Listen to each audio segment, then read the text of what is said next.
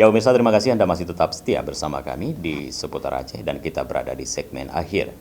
Pemirsa, Persatuan Wartawan Indonesia menggelar zikir dan doa bersama dalam rangka refleksi 17 tahun gempa dan tsunami yang diperingati setiap tanggal 26 Desember.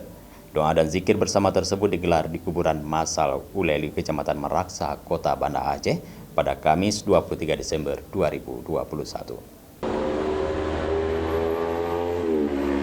Ziarah kuburan massal para syuhada tsunami diawali dengan doa dan zikir bersama yang diikuti pengurus dan anggota PWI serta ibu-ibu Ikatan Keluarga Wartawan Indonesia. Ketua PWI Aceh M. Nasir Nurdin mengatakan doa dan zikir bersama tersebut merupakan refleksi 17 tahun bencana gempa dan tsunami. Saat tsunami melanda Aceh pada 26 Desember 2004, puluhan wartawan dan keluarganya menjadi korban bencana maha dahsyat tersebut.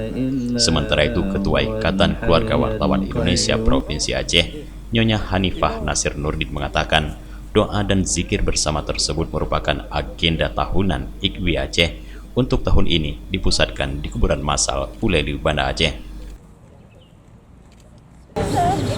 Latar belakang kita untuk ziarah ke makam tsunami, masalnya makam apa? Kuburan massal tsunami itu di samping kita dari Ikatan Keluarga Wartawan memang ada program setiap tahun ke sini untuk ziarah dan kita mengenang keluarga yang sudah meninggalkan kita karena korban tsunami. Jadi program ini berlaku sebelum kepengurusan ini yang diperkasai oleh Ibu Penasihat kita, Ibu Ardia, dan insya Allah kita lanjutkan ke depan.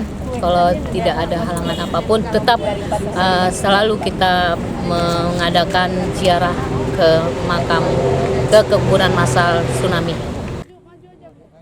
Doa dan zikir peringati 17 tahun tsunami ini diakhiri dengan penaburan bunga di pusara makam para syuhada tsunami. Ketua PWI Aceh Nasir Nurdin berharap refleksi 17 tahun tsunami dapat menjadi sebagai pembelajaran bagaimana menghadapi bencana yang tidak dapat diprediksikan kapan akan terjadi. Dari Banda Aceh, Tim Liputan Aceh TV melaporkan.